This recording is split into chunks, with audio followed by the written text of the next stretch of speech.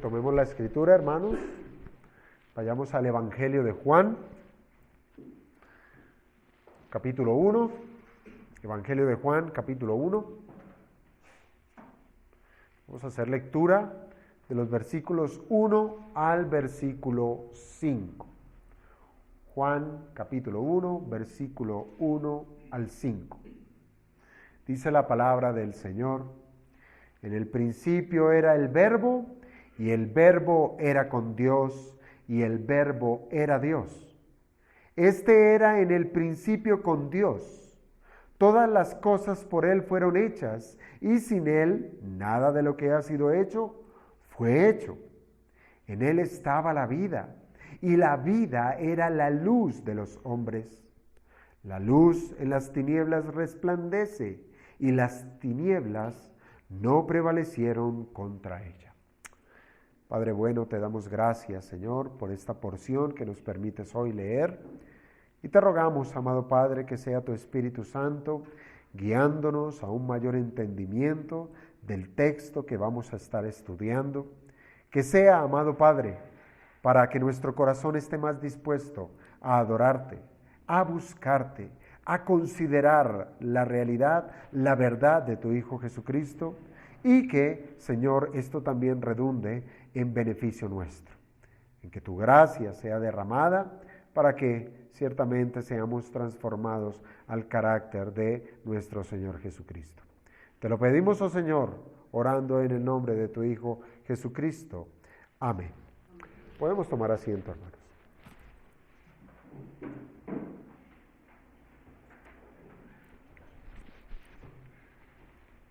Quiero comenzar esta mañana, hermanos, haciendo una pregunta. Y la pregunta sencillamente es: ¿por qué nosotros llevamos esas cosas que se nos dañan a personas especializadas? ¿Por qué lo hacemos? Y pienso yo que seguramente es porque esas personas especializadas han estudiado lo suficiente como para conocer en cierto grado de detalle cómo es que funcionan esas cosas. Incluso, hermanos, nosotros podemos aún dirigirnos directamente al fabricante de lo que se nos ha dañado. Pues ¿quién más entendido como lo es el inventor de un producto como para decirnos cómo llegar a solucionar algún desperfecto que haya tenido ese elemento?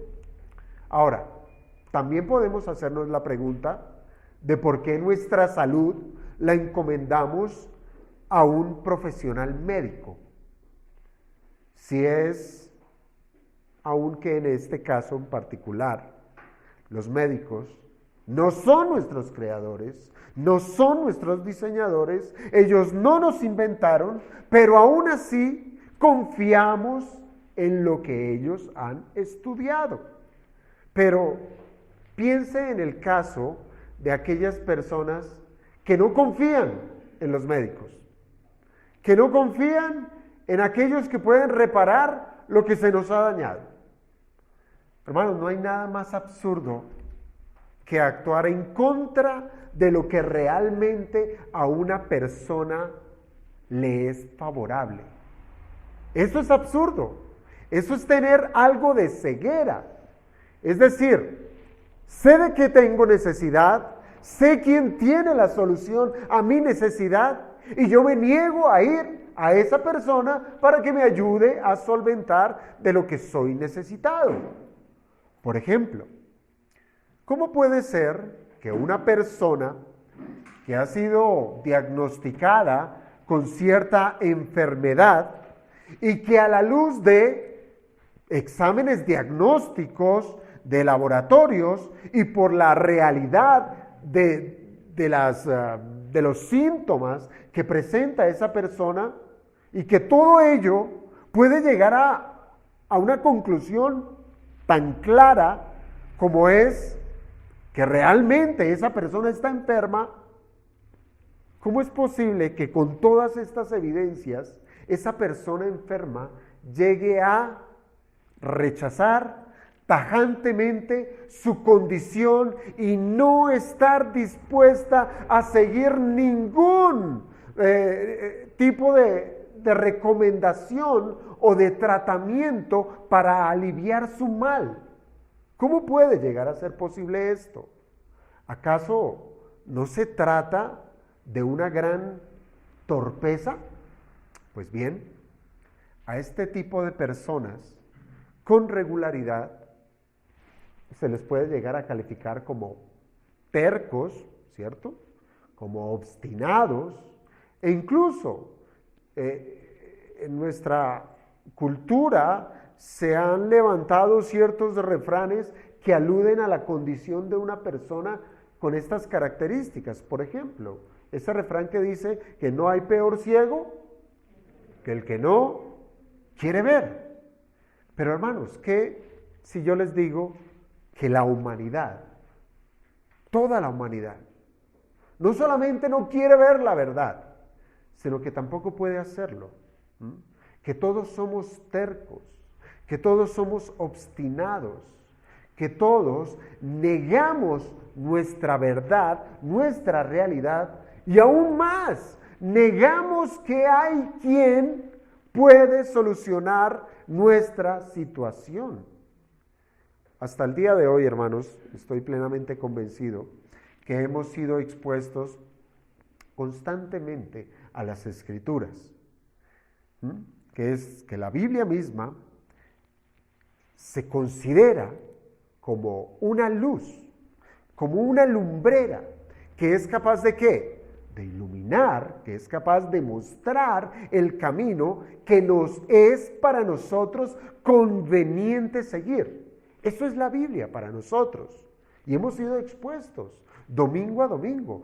Y espero que no solamente domingo a domingo, sino que en casa, en el transcurso de la semana, nos estemos exponiendo a la luz de la Biblia. Ahora, ¿qué es lo que nos muestra la Biblia? ¿Qué ilumina la Biblia? Bueno, nos muestra, es un camino, y ese camino es Cristo, es Cristo. Ahora, desde el Evangelio de Juan, Cristo es esa luz. Eso es lo que nos va a enseñar el día de hoy la porción que vamos a estar estudiando, los versos 4 y el verso 5. Nos va a mostrar que Cristo es esa luz que va a hacer mostrar nuestra condición y además manifestar la solución a esa condición. Pero la pregunta es, ¿seremos igual de testarudos, igual de torpes como le pasa a aquel enfermo que niega su enfermedad y que niega que un médico le puede ayudar a su necesidad? ¿Seremos igual de necios como para no andar en la luz de Cristo? Bueno, piensa en los primeros 3 versículos del capítulo 1 del Evangelio de Juan, de los cuales ya hemos estado estudiando. Ellos nos han dado contundentes credenciales como para que no exista la más mínima duda que Jesús es el único al cual podemos acudir en nuestra tremenda necesidad. Eso es lo que ha hecho Juan. Revelarnos a Cristo, revelarnos su majestad, revelarnos unas calidades que lo que nos tiene que llevar es a decir, Él es tan grande y tan superior y tan sublime, Él es Dios, que allí es donde debiéramos buscar para nuestra necesidad. Cristo es la potencia de Dios. Cristo es la segunda persona de la Trinidad que creó todas las cosas, lo visible y lo invisible. Cristo es Dios. Eso es lo que nos ha dicho Juan, que Cristo es Dios y que Él es poderoso. Ahora, si usted considera que Jesucristo es Dios, si usted considera que Jesucristo lo creó a usted, ¿esto qué implica? Esto implica no solamente que usted le pertenece a Él, que nosotros le pertenecemos a Él, sino que además implica que desde su posición de creador, Él nos conoce. Él nos conoce como quién, como nadie, ni siquiera como nosotros mismos pudiéramos decir, yo me conozco, yo sé medirme, yo sé que me duele, yo sé cuando estoy bien, yo sé cuando estoy triste. Ni siquiera ese conocimiento nuestro alcanza al grado de conocimiento que tiene nuestro Creador de cada uno de nosotros. Él lo sabe todo, todo, incluyendo la condición actual con la que venimos el día de hoy. Él conoce nuestra tristeza, conoce nuestra felicidad, conoce nuestra flaqueza, conoce nuestro pecado. Él nos conoce completamente. Conoce nuestra condición de pecado que llevamos por causa de la caída de Adán. Ahora, esos versículos 4 y 5, ellos van a comenzar ¿a qué? A revelar a este verbo eterno que estaba con Dios en una perfecta comunión, que creó todas las cosas, que es el eterno, que es Dios. Ahora los versos 4 y 5 nos van a mostrar, nos van a revelar la relación entre el creador y la criatura. Ya empezamos a ver esa trascendencia de Dios que empieza a descender a la necesidad de nosotros los seres humanos. Y con ello, los versos 4 y 5 comienzan a manifestar también esa gran necesidad que tenemos de Jesucristo. Y además de la disposición que tiene Jesucristo en irrumpir en la experiencia de los hombres. Porque cuidado, una cosa es que tengamos necesidad. Una cosa es que nos sepamos pecadores, pero otra tan necesaria y fundamental es que Dios mismo haya decidido venir a buscarnos para salvarnos. Porque Él pudo no haberlo hecho, no haberlo considerado, no haber hecho provisión para salvarnos. Pudo haber sucedido, pero lo que nos manifiesta aquí estos versos es que Él sí tuvo esa disposición. Piense, para Dios, que no necesita de nada ni de nadie, pues Él es suficiente en sí mismo, pues haber creado lo que creó ya de por sí muestra una bondad propia de su naturaleza. Él no necesitaba de nada, Él no necesitaba de nadie. Y haber creado lo que creó, haberlo creado a usted, haberlo creado a mí, ya para nosotros eso resulta en algo bondadoso, en algo amoroso, en algo que es propio de un corazón inmenso para con nosotros. Pero, piensen esto, pero ahora su creación, esa creación perfectamente diseñada y traída a la existencia con el propósito de manifestar su gloria, esa perfecta creación llegó a ser arruinada por el hombre. Y siendo nosotros también, los seres humanos, creación de Dios, y como lo resalta la Escritura, la cúspide de toda la creación, el pináculo de la creación, fue la humanidad, fue el hombre quien desdeñó la creación de Dios. Ahora, en esa condición de haber echado a perder por causa del pecado del hombre lo que Dios diseñó y creó perfectamente, uno pudiera pensar que lo mejor de parte de Dios sería acabar con todo, no dar oportunidad de nada, porque lo que hicimos fue algo malo, muy malo delante del Señor. Pero Dios ama todo lo que hace. Dios ama a su creación y por tanto su disposición fue la de intervenir de una manera positiva para que el desastre que nosotros causamos pueda ser remediado. No por nosotros, sino remediado por su intervención.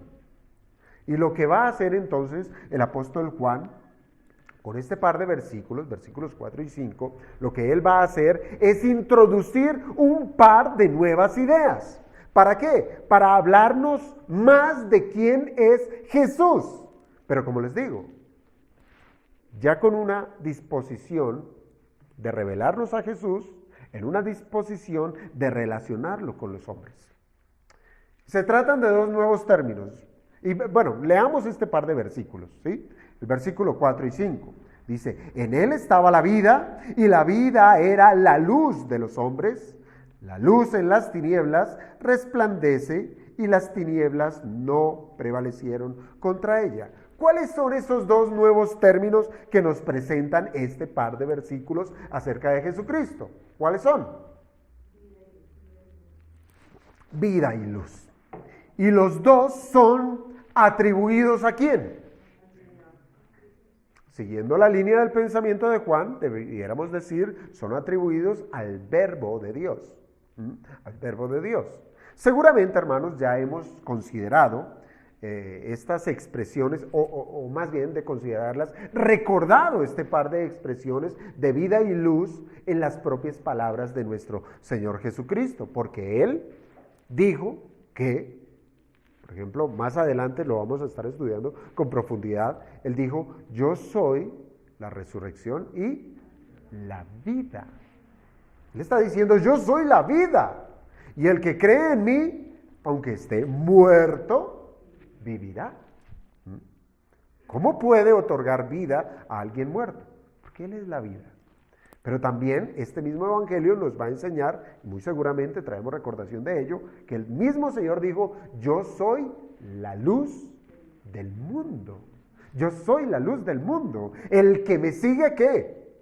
No andará en tinieblas, ¿cierto? Sino que tendrá, y aquí une los dos elementos, sino que tendrá la luz de la vida.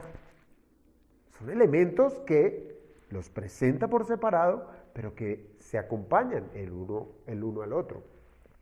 Pero mucho antes de llegar a estos textos, Juan eso es lo que nos dice en los versículos 4 y 5. En él estaba la vida, y la vida era la luz de los hombres. La luz en las tinieblas resplandece, y las tinieblas no prevalecieron contra ella. Y de este par de versículos, hermanos, vamos a extraer tres ideas que nos van a ayudar a contemplar a este Jesús, a este Cristo, a este Verbo de Dios, que es Dios mismo, bajando, condescendiendo con la necesidad de los hombres. Y lo primero que quiero que tratemos en esta mañana es que el Verbo es la fuente de vida. El Verbo es la fuente de vida. Ahora, ¿qué es esto de que el Verbo es la fuente de vida? Juan comienza diciéndonos en el versículo 4, en él estaba la vida. Piensa en esa porción. En él estaba la vida. Con una simple lectura de este versículo 4 de Juan 1, primera parte, pudiéramos nosotros llegar a decir que el Verbo, porque nos está hablando, el versículo 1, 2 y 3, nos está hablando del Verbo, y cuando dice en él estaba la vida, pues nos está refiriendo al Verbo. Pues el Verbo es donde la vida misma se deposita. Así lo pudiéramos entender. En él estaba la vida. El depósito de la vida está en el Verbo, en Jesucristo. Esto es como si hubiera, si lo pensamos así, livianamente, porque esto es algo liviano, es como si hubiera algún tipo de distinción entre Jesús y la vida. Jesús como el que contiene, y la vida como el elemento que es contenido en Jesús. Entonces pareciera que se hace una distinción entre Jesús y la vida, siendo el Señor quien contiene la vida y la vida guardada en el Verbo. Esa es la lectura que nosotros podemos hacer de manera superficial. Pero de ser así, debiéramos considerar que la vida fue hecha en el Verbo. ¿Me explico? Que antes de la creación, piénselo así, que existía Dios en tres personas, la vida llegó a ser parte del Verbo. Pero sabemos que esto no es así.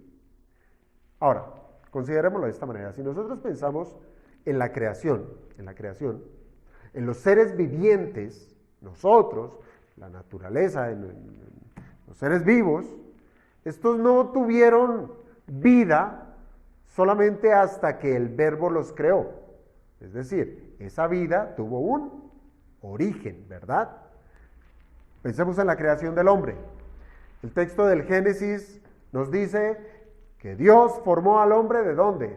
Del polvo de la tierra, ¿verdad? Formó al hombre del polvo de la tierra. E inmediatamente después, Dios sopló en su nariz aliento de vida, ¿cierto?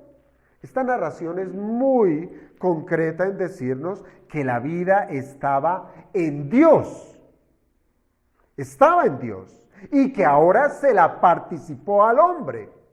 Es tal como lo menciona Juan al decir, en él estaba la vida. ¿Sí? Eso es lo que está diciendo Juan. Que él tiene la vida. Entonces, si solamente, piense ahora sí en esto, considerando a Dios, si Dios existía antes de la creación, cuando la vida en la criatura, en la creación no estaba, si Dios existía antes de la creación, la vida es propia de su esencia. La vida es propia de su naturaleza, por lo cual nosotros podemos decir que Dios es vida. No había nada creado, solo Dios. Y dice Juan, en él estaba la vida. Antes de la creación, la vida estaba, Dios estaba, y solamente existía Dios. Dios es vida. Dios es vida. Entonces nosotros podemos decir que el Verbo, tal cual como lo expresa Juan aquí en el versículo 4, podemos decir que el Verbo es la vida misma. Eso es. El Verbo es la vida misma. En otras palabras, la vida del Verbo, tal como lo presenta Juan, está en él mismo. La vida de Cristo está en él mismo. No necesita de nada ni de nadie para existir. Él es el autoexistente. Esto es lo que en teología se llama como aceidad. Que en él, que él mismo es la fuente de vida. Él es la vida misma. Por esta razón, hermanos, quizás una mejor traducción que da más claridad a este texto, a esta primera parte del versículo 4, es decir, en él era la vida. En él era la vida. Y esto nos va a ayudar efectivamente, hermanos, a entender que la vida residía en el Verbo, no como si en algún momento fuese depositada en él, sino que el Verbo era la vida misma, ¿cierto? Es más fácil de entender que era la vida misma. Así es que esto nos lleva a concluir, hermanos, que la vida y el Verbo son inseparables. Inseparables. No podemos pensar en que el Verbo en algún instante vino a la vida, porque ya dejaría de ser eterno. Ahora bien, que se nos diga era la vida, porque así lo presenta el versículo 4, era en pasado, como si se tratara de una cuestión efectivamente que ya pasó. No debemos entenderlo de esa manera tan literal. ¿Por qué? Porque lo que les digo, la gramática griega es muy distinta a la gramática del castellano. Y la intención de ese verbo griego es la de presentar al Verbo de Dios como aquel que desde la misma eternidad y por todos los tiempos la vida ha estado en Él y la vida es Él. Es una forma verbal de decir que hay una cuestión, una acción continua de que era y sigue siendo. Él era la vida y sigue siendo la vida y siempre será la vida. Ahora, ¿por qué digo, hermanos, que el Verbo es la fuente de vida? Bueno, porque desde la creación el Verbo de Dios le dio vida al mundo creado. Eso es lo que hizo Dios, ¿verdad? Y retomando precisamente esa narración de la creación del hombre, cuando Dios dice, sopló en su nariz aliento de vida, allá en Génesis 2:7, solamente hasta que Dios sopló vida al hombre, solamente hasta ese momento es que esta criatura llegó a ser un ser viviente. Si Dios no le da vida, es igual de inerte que una piedra. ¿Y la vida de dónde provino? De Dios. Él es la fuente de vida. Ahora, ¿de qué vida nos habla ese pasaje? Cuando dice sopló en su nariz aliento de vida.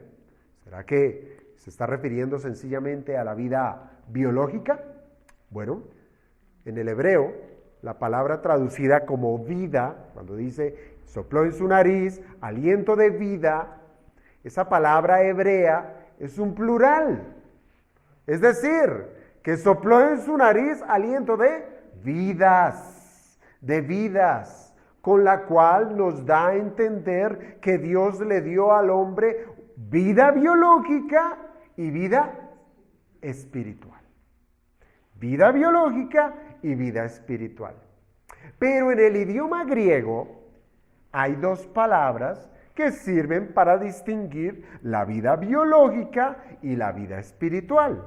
Entonces, ¿cuál es la que usa el apóstol Juan aquí en el versículo 4 cuando dice, en él estaba la vida y la vida era la luz de los hombres? ¿Estará hablando de vida biológica o de vida espiritual? Bueno, es la vida espiritual a la que se le atribuye al Verbo de Dios. Y solamente por inferencia uno puede llegar a esa conclusión. Porque el Verbo de Dios en la eternidad no ha tenido vida biológica. Porque Dios es espíritu, ¿verdad?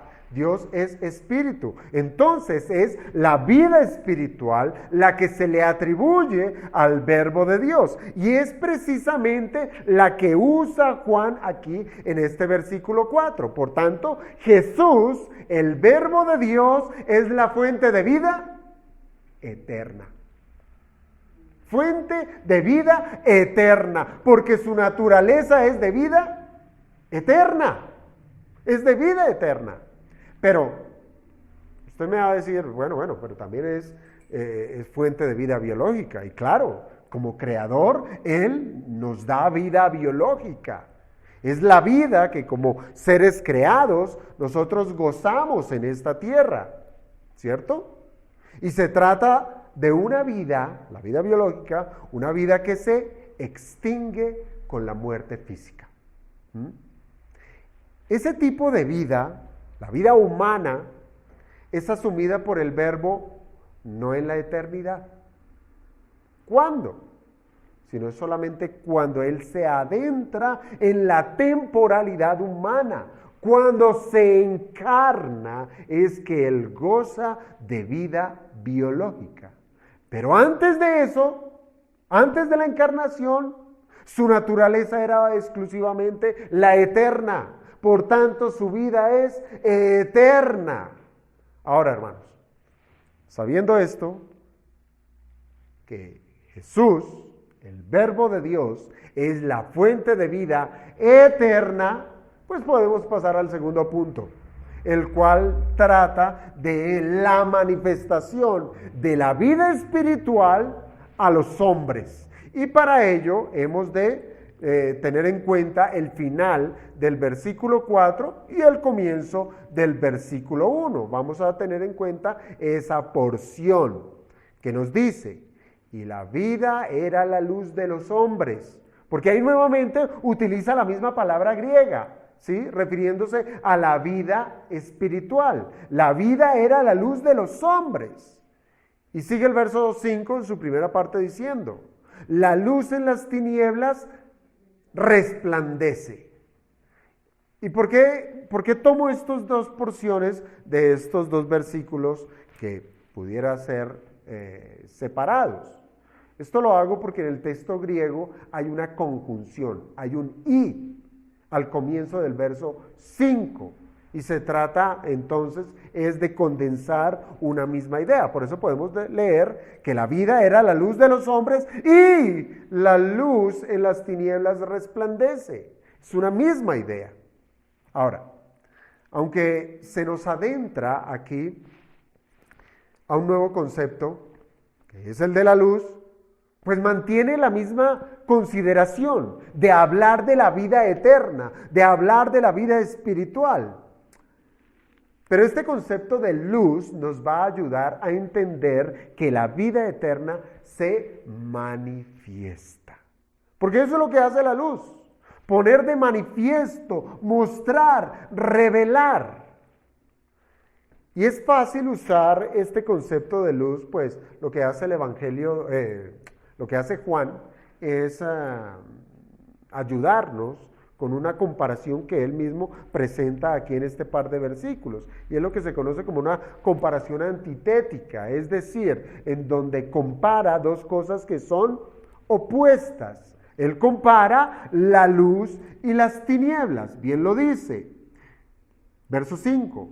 La luz en las tinieblas resplandece y las tinieblas no prevalecieron contra ella. Entonces, es una comparación, ¿verdad? Entre luz y tinieblas, manifestando que la luz lo que hace es repeler las tinieblas, lo que hace es mostrar lo que está en la oscuridad. Entonces, con esto en mente, lo primero que nos está diciendo aquí el apóstol Juan es que la vida era la luz de los hombres, ¿cierto? Eso es lo primero que entendemos. La vida era la luz de los hombres. Y yo les pregunto, ¿cómo podemos llegar a entender esto? ¿Cómo la vida era la luz de los hombres? ¿Será que se trata de la vida espiritual? Bueno, pero piense en esto. Desde este preciso momento, con esas palabras, es que Juan comienza a adentrarse en el campo de la doctrina de la salvación, de la soteriología, donde la esencia del Evangelio, ¿cuál es? Cristo. La esencia del Evangelio, Cristo, necesariamente ha de ser expuesta para que los hombres caídos puedan ¿qué? Creer y ser salvos. Y piénselo, desde el mismo versículo 1, Juan ha estado hablando ¿de quién? De Cristo. Él ha estado hablando de Jesús y nos ha dado todo lo que es necesario para creer en Él y poder ser salvos por Él. Y en otras palabras, hermanos, Juan nos ha estado iluminando. Nos ha estado iluminando ¿qué? Nuestro entendimiento sobre la verdad de Jesucristo.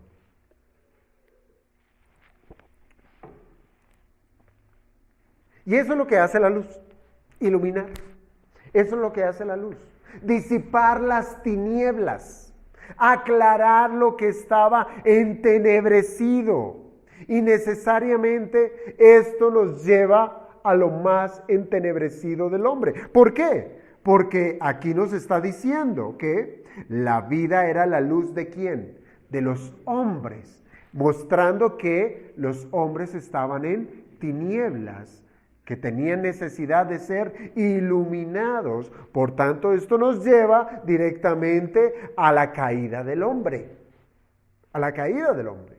Un estado de miseria, es un estado de corrupción que por causa del pecado de Adán, la humanidad, ¿cómo nace ahora? ¿Cómo nace? Un aborto, muerto.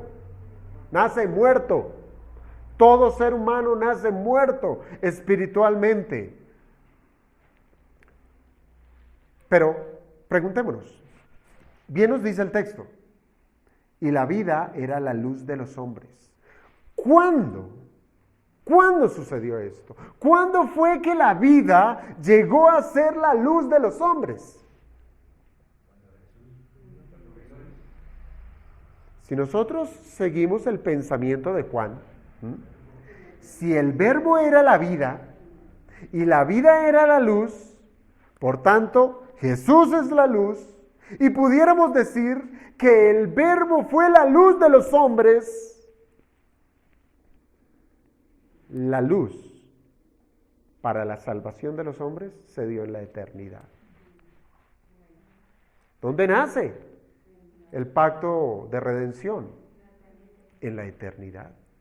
Allí está la luz, pero el hombre no ha sido creado. Entonces, ya está la luz, el hombre no ha sido creado, no ha caído. ¿Cuándo es iluminado? ¿Cuándo? Bueno, pudiéramos decir que el verbo, óigame bien a esto, pudiéramos decir que el verbo fue la luz de los hombres en ese tiempo pasado, porque así lo presenta el versículo, ¿sí? Lo dice, y la vida era, tiempo pasado, la luz de los hombres. Entonces pudiéramos decir que fue en el tiempo pasado cuando fue creado Adán y Eva. ¿Y recibieron qué? Vida espiritual. Bueno, vida física y vida espiritual. Fueron iluminados con vida. Ahora, pudiéramos decir eso. Pero también pudiéramos decir que la vida es manifiesta cuando nuestro Señor se encarnó. ¿Por qué? Porque bien les dije que para iluminar al hombre es porque el hombre estaba en tinieblas. Y cuando Dios crea al primer hombre y a la mujer, los creó justos, los creó rectos. No había tinieblas en ellos. Entonces, este entendimiento lo tenemos que llevar. Entonces, pudiéramos también pensar que la vida es manifiesta cuando nuestro Señor se encarnó. No, Él vino a este mundo y vino a ser la luz del mundo. ¿O no es así? ¿Guiando a qué? A los hombres, mostrándoles su pecado, mostrándoles el camino para que pudieran llegar a tener comunión con el Padre, perdonando sus pecados, muriendo en la cruz del Calvario. Pero, hemos de saber, como les digo, al igual que la vida del Verbo es eterna, que siempre ha estado con Él, ese mismo razonamiento lo hemos de tener con la luz. Esto nos ayudará a comprender cuándo fue que el Verbo de Dios, perdón la redundancia, fue la luz de los hombres. Hermanos, de la misma manera que para la palabra vida, que se usa un verbo imperfecto para decir que existió y que sigue existiendo, para la palabra luz, también lo hace en este versículo. Esa palabra, fue la luz de los hombres, implica que existió antes y que sigue existiendo. Con lo cual nos quiere decir que la virtud iluminadora o la luz se trata de una condición eterna, como ya les dije, pero que ahora se manifiesta en la experiencia de los hombres. De esta manera, hermanos, cuando dice la vida era la luz de los hombres, es una expresión donde el favorecido es ¿quién? La humanidad. Y la razón o la causa de semejante favor es el amor de Dios por sus criaturas, que en su estado caído, Dios quiere rescatarlas. Y el texto nos ayuda a concluir esto al decir, la luz en las tinieblas resplandece. Así es que, hermanos, Esto nos va a ayudar a precisar el cuándo, porque aún no hemos resuelto ese cuándo. ¿Cuándo fue la manifestación de la luz a los hombres? Y es cuando, oígame bien, y es cuando el hombre cayó en su estado de oscuridad. Fue allí, cuando el hombre cayó en su estado de oscuridad y el Verbo iluminó en ese instante las tinieblas del hombre. El Verbo de Dios vino a ser la solución del estado caído inmediatamente cuando cayó. ¿Esto nos lleva a dónde? Al Génesis. Esto nos lleva al Génesis, nos lleva a la caída de Adán y Eva. Allá, en ese principio donde Dios los puso en el huerto del Edén, donde su pecado los llevó a la condenación de experimentar la muerte espiritual. Y de esto ya hemos estudiado, que inmediatamente ellos pecan, ellos mueren espiritualmente. Tinieblas enceguecen su entendimiento, tinieblas vienen al corazón. También les acompaña la muerte física, pero adicionalmente a esa muerte espiritual, esas tinieblas se hacen presente. De ese pecado inicial, ellos fueron pervertidos.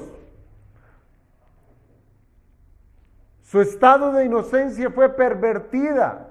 Ellos cayeron de la gracia con la cual fueron creados, cayeron de su justicia, cayeron de su rectitud, de manera que ahora su corazón quedó inclinado a lo que es malo.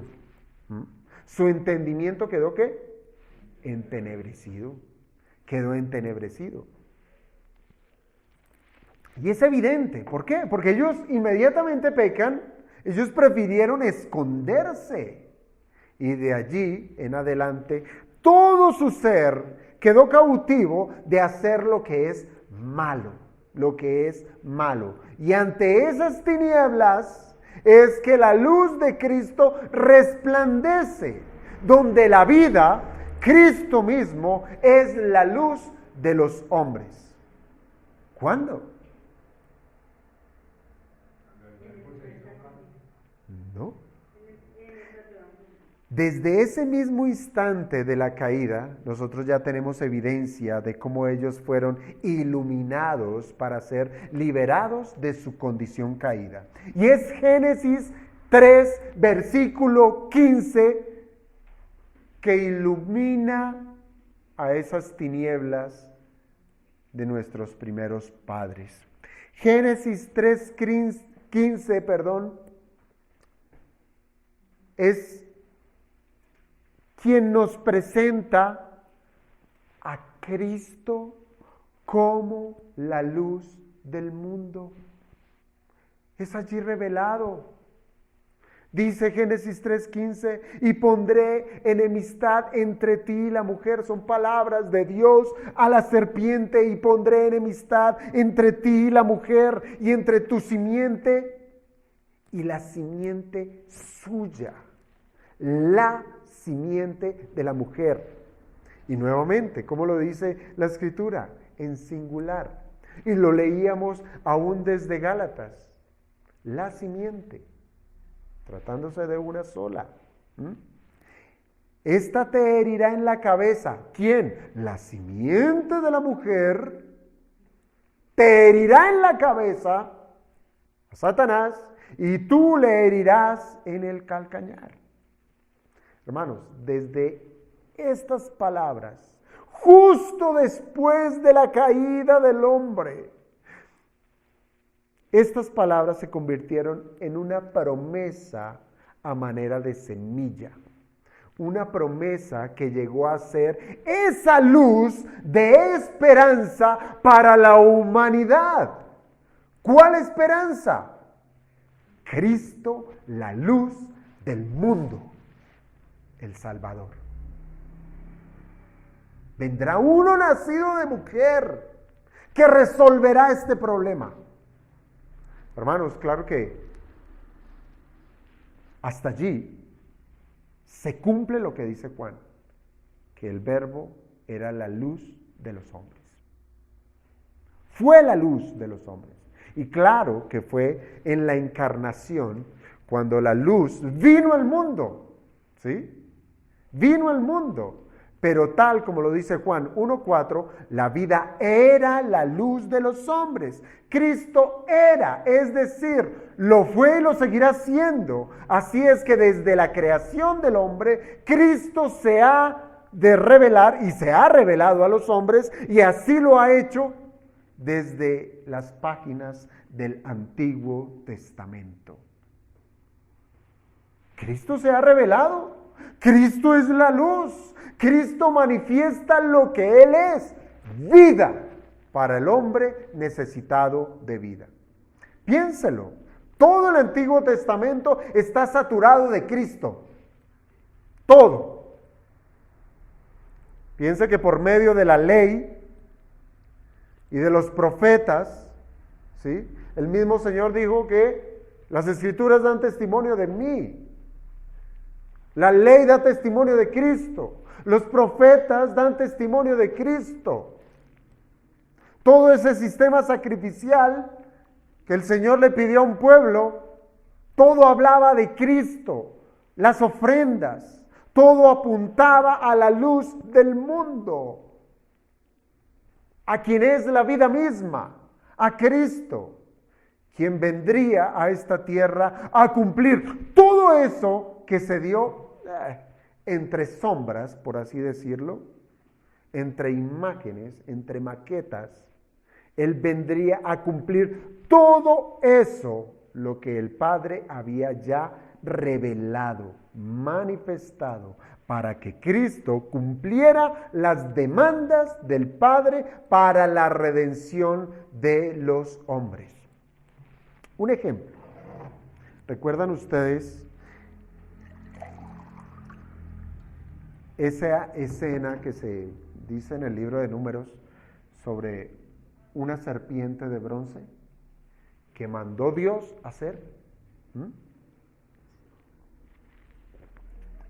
Esa serpiente de bronce representaba a Cristo crucificado.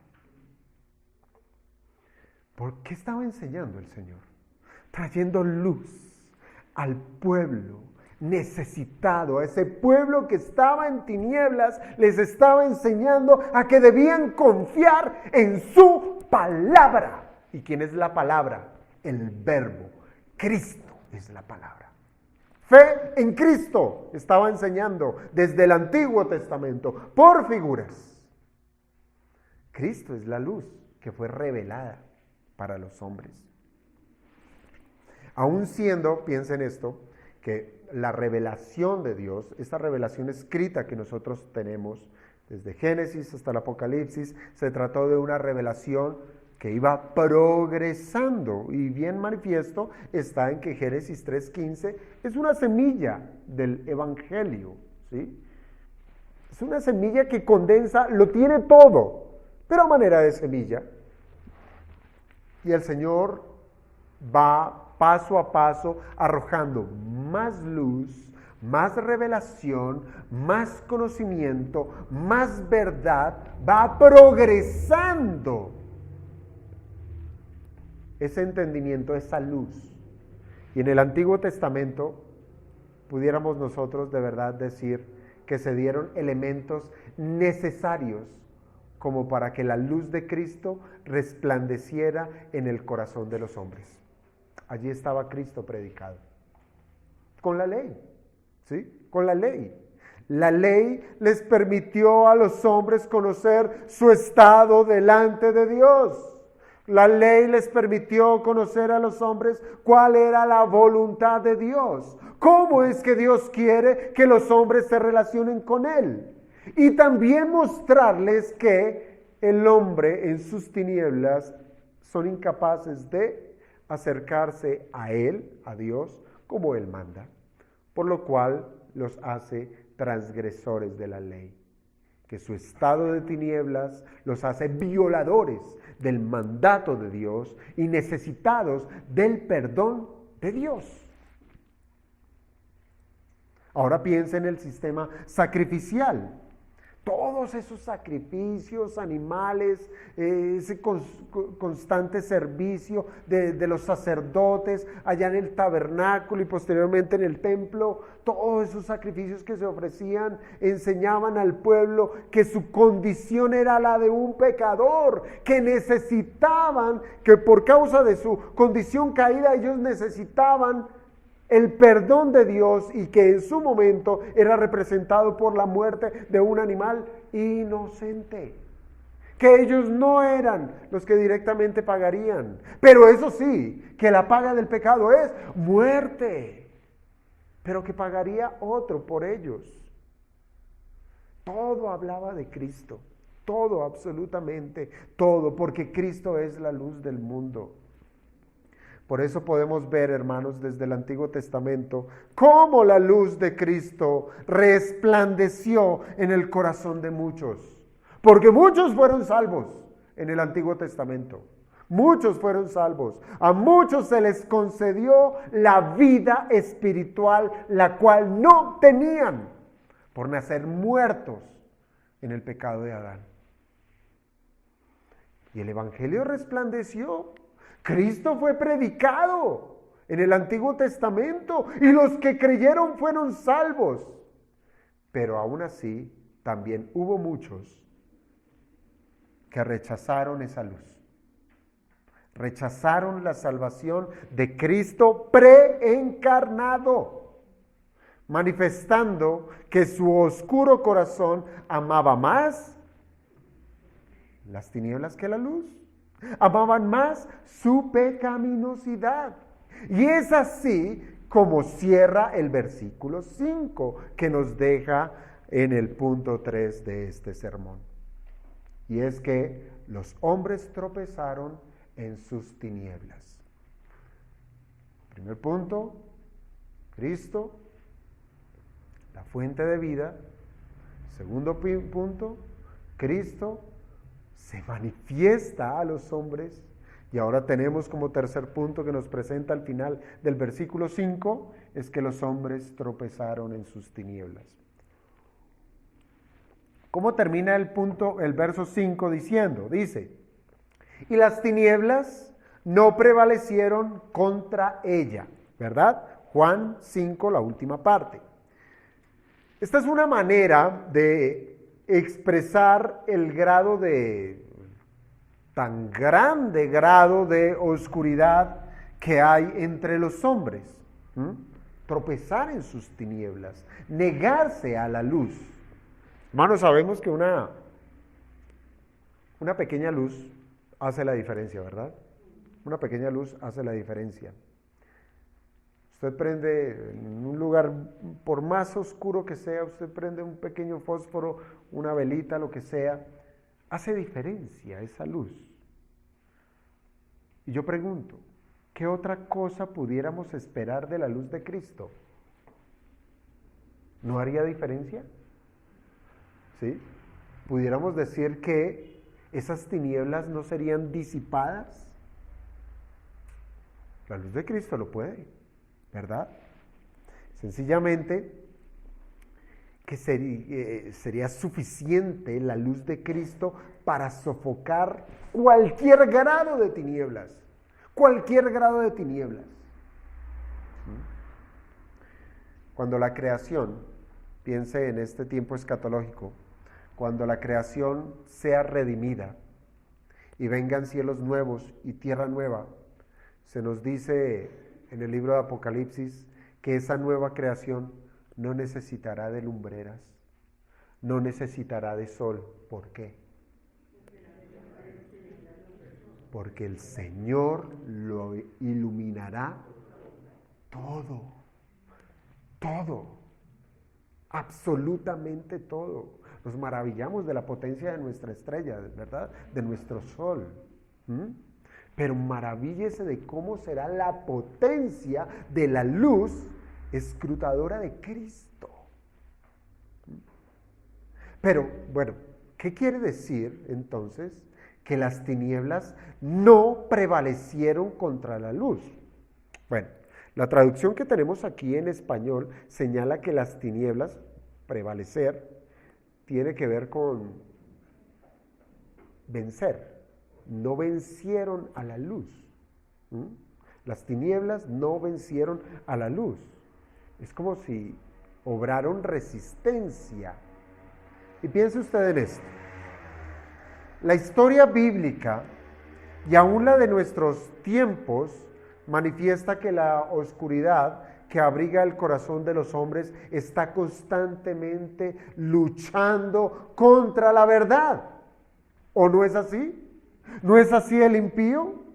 Que todo lo va en contra, nada le favorece, solamente lo que para él le parece bueno. Ellos luchan contra la verdad, se niegan, la niegan y aún así la vituperan. Tal como puede ocurrir, piensa en este ejemplo, tal como puede ocurrir con aquellos animales que están acondicionados o que su hábitat son los lugares oscuros. Piensa en ese ejemplo, un murciélago, que vive en lugares oscuros.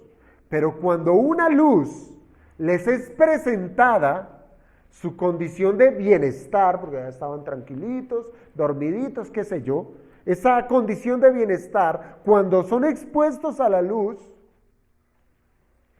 los hace huir, ¿cierto? Huyen. Esto significa, yo les pregunto, ¿esto significa que la luz no venció a las tinieblas? La luz vence a las tinieblas, ¿sí? La luz nunca será derrotada. Pensemos en la condición del hombre caído.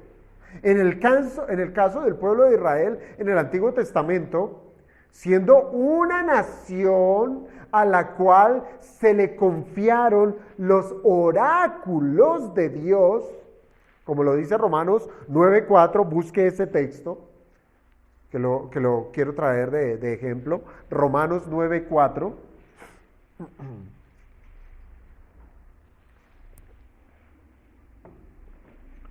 Mire la condición que tenía el pueblo de Israel. Nos dice Romanos 9:4, de los cuales, de Israel, son la adopción, la gloria, el pacto, la promulgación de la ley, el culto y las promesas. Esto lo tenía un pueblo.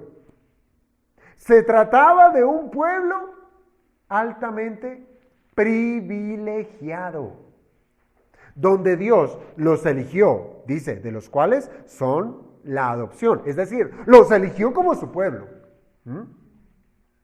Dice, de los cuales es la gloria, es decir, que este pueblo disfrutó la presencia especial de Dios. ¿Desde cuándo? Desde que los sacó de Egipto, los llevó por el desierto, y en ese tabernáculo y después en el templo, la gloria de Dios se manifestó a ese pueblo.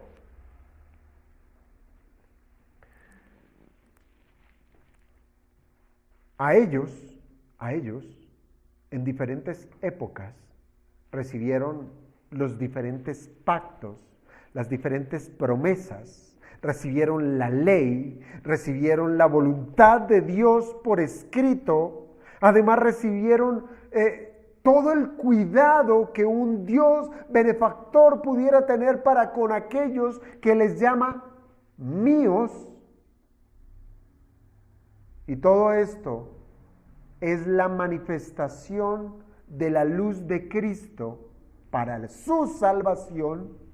Y aún así, este pueblo de Israel se resistió a creer en el perdón de Dios. Lo tenían todo. Toda una gran gama de manifestación de la luz de Cristo brillando en medio de ellos, y aún así ellos se rebelaron a la luz. ¿Qué diremos?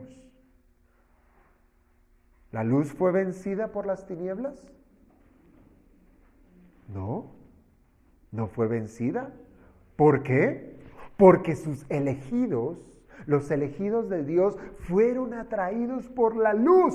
Ninguno del Antiguo Testamento se perdió.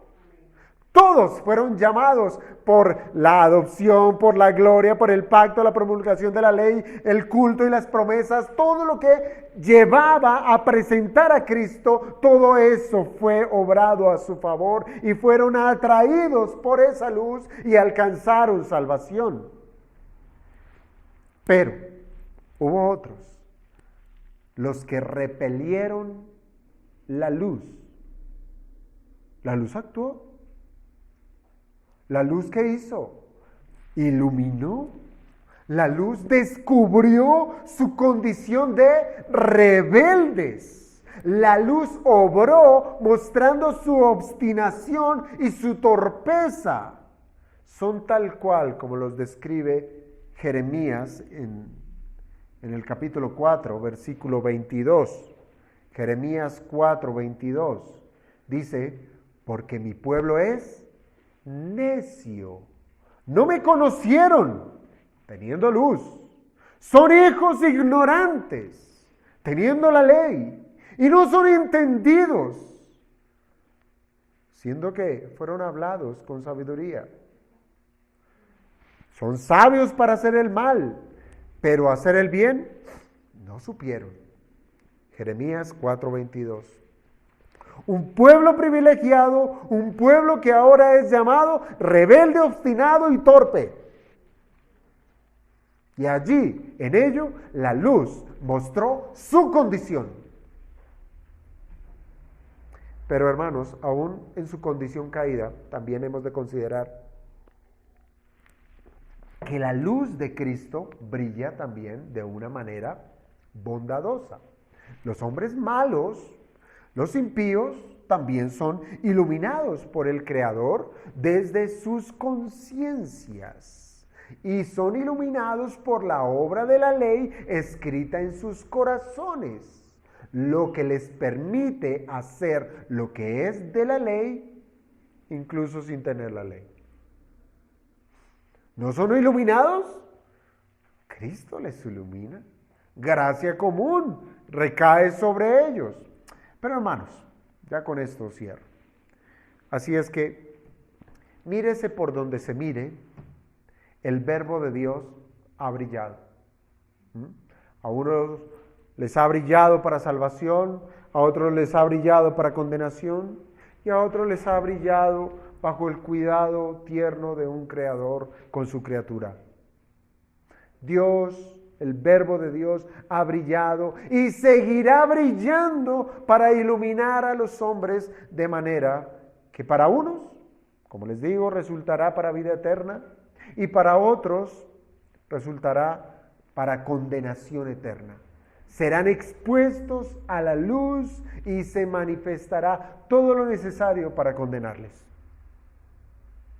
Y por más que el mundo caído se esfuerce en hacer oposición a la luz, porque eso es verdad, ¿sí? Hay una amplia oposición a la luz, a la verdad, a Cristo, se resisten los hombres, la niegan, dice, esto no es para mí, no lo necesito, yo soy suficiente, lo tengo todo, de nada tengo necesidad. Se resisten a que la luz les muestre que están en una condición caída y que están en amplia necesidad y que aún así se burlen abiertamente del Salvador. La luz de Cristo seguirá brillando con potencia. Su mensaje, su evangelio seguirá andando hacia adelante, siendo enseñado, enseñando a Cristo para salvación. El verbo de Dios seguirá reluciendo en majestad. ¿Hasta cuándo? Hermanos, hasta que el último de los hombres elegidos venga a Él. Venga a Él, renunciando ¿a qué? A su oscuridad en arrepentimiento. Hermanos, este par de versículos son fundamentales para nosotros y para todos los hombres. Tienen que ser escuchados por toda la humanidad. La humanidad necesita saber que hay un Dios. Necesita saber que ese Dios es el creador de todo lo que existe y que su nombre es el Verbo de Dios. Tiene que saberlo. Y que este Verbo de Dios es quien es la vida misma y que ha infundido vida a su creación y que es tan amoroso el Verbo de Dios que aunque su creación más preciada, el hombre, haya caído en pecado y ahora es esclavo de sus deleites, Jesús, el Verbo de Dios, se manifiesta en gloria a la humanidad como una luz que descubre la necesidad que tienen sus almas muertas y que además manifiesta la voluntad, su voluntad, en dar vida a todo aquel que se la pida. Este es Cristo, nuestro Salvador. Este es Cristo, la luz del mundo. Este es Cristo que seguirá siendo predicado. El Señor le dijo a la samaritana, si conocieras el don de Dios, ¿y quién es el que te dice, dame de beber? Tú le pedirías y Él te daría, ¿qué? Agua de vida, agua viva. Hermanos, no nos conformemos con el agua física. No nos conformemos con el agua física, aquella que puede calmar la sed de manera temporal. No nos conformemos con las bendiciones propias de la vida biológica. Claro que debemos dar gracias por todo ello. Y claro que debemos reconocer que todo esto proviene de Cristo. Pero tengamos cuidado de conformarnos es con las migajas. Porque eso nos pasa, nos acomodamos, nos conformamos con esta vida biológica, con lo que tengo, con lo que como, con lo que he visto, lo que hay en el bolsillo. Esto es suficiente. Y aún así podemos llegar a caer en tantas tinieblas de conformarnos con migajas, que podemos aún decir conocer a Dios y darle gracias por nuestros trabajos, por nuestras familias y por un sinfín de cosas que Dios efectivamente ha concedido, pero no se ha preguntado hasta el día de hoy, ¿he rechazado a Cristo como la luz que pone al descubierto una necesidad mayor? La de su alma sedienta por ser salvada de la condenación eterna. Hermanos, una persona se llena de lo físico y ya no necesita de Dios. Ya no lo necesita. Porque nunca ha considerado que realmente necesita algo superior. Y es vida espiritual. Puede hablar aquí y allá, gloria a Dios, aleluya, amén. Pero está más muerto que una piedra. Insisto, hermanos, quizás es que esa persona se ha acostumbrado al brazo tierno del Creador, que cuida a su creación. Pero este mismo Creador es la vida misma, quien le dará a todo aquel que le pida vida espiritual.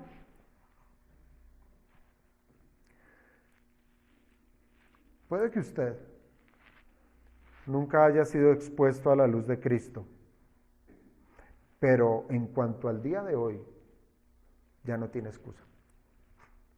Ya no hay excusa.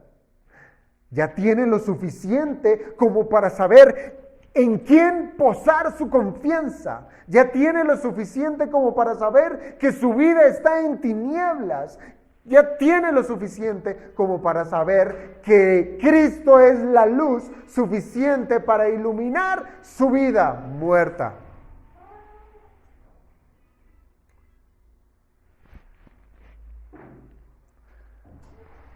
También puede ocurrir, hermanos, también puede ocurrir que usted muchas veces y de muchas maneras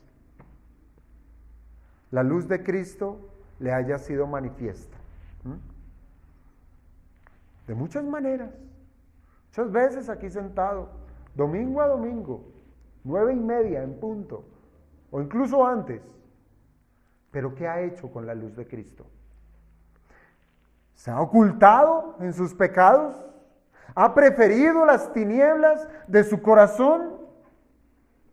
¿Ha preferido eso a la luz santificadora de las Escrituras? Hermanos, Cristo es esa luz que muestra nuestra condición y da solución a esa condición. Pero la pregunta es, ¿seremos igual de testarudos y torpes como para no andar en la luz de Cristo? Hermanos, hasta el día de hoy, la luz de Cristo brilla. Lo fue desde el Génesis y hasta nuestros días. La luz que manifiesta la vida espiritual de Cristo está brillando para nuestro beneficio, para los hombres. Así es que les ruego que respondamos positivamente a esa luz y vengamos en arrepentimiento a nuestro Salvador. Vamos a orar.